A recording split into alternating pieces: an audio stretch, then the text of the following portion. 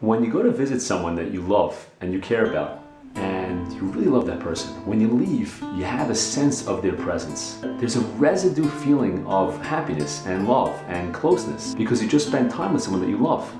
The truth is, it works even if you don't know the person. If you go to visit somebody who's a great tzaddik or a great tzeddekis, and after you leave, you feel the impression of their personality. You feel their warmth, you feel their closeness, and it stays with you for a period of time. It's sort of like the opposite of having a really terrible nightmare. When you have a nightmare, that feeling sometimes stays with you for a while. So when you talk to someone who's a great tzaddik, you feel, oh, I enjoy the feeling afterwards. Now let's say that person was one of the greatest tzaddikim that ever lived. Talking to Moshe Rabbeinu would make you feel afterwards incredible. You'd feel an overwhelming sense of his presence after you spoke to him. The residue of his personality and his great righteousness and his warmth would be overflowing. Now, let's say that the one you're speaking to is HaKadosh Baruch Hu himself. When you talk to HaKadosh Baruch Hu, he's the source of all good. He is the ultimate goodness. The interaction with him is the ultimate pleasure.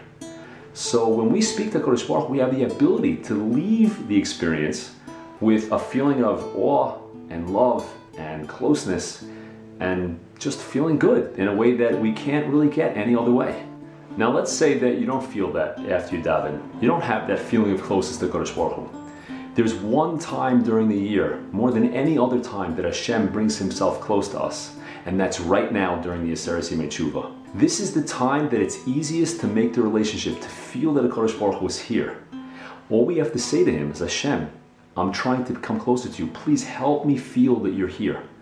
Give me emunah chushis. Give me the feeling that you're here and you're watching and you're looking and I'm in your presence.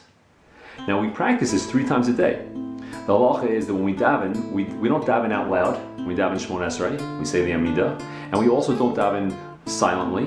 We move our lips and we say the words quietly enough in a whisper that we can hear what we're saying, but not so loudly that someone else who's nearby can also hear us. So the only time you speak to somebody in a whisper is when they're very, very close.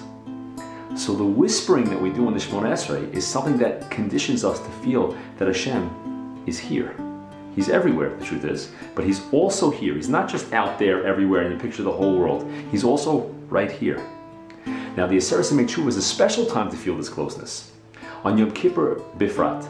Yom Kippur is a time when HaKadosh Baruch Hu says, I want you to be like Malachim. I don't want you to have distractions of the physical world. You're not eating and you're not drinking and you're not using shoes, not bathing yourself. All these different things are taking us away from the physical to focus just on HaKadosh Baruch Hu. So this is a unique opportunity once a year to be close to HaKadosh Baruch Hu, to give us a dugma, an example of that closeness. And we can say to HaKadosh Baruch Hu, Hashem, just like I feel that closeness now, please don't go away. Let me feel that feeling the entire year. And if you do that, if we ask HaKadosh Baruch Hu on Yom Kippur to help us feel close to him and help us to sense that he's here, he's going to help us. A Gemara Chasima Toiva.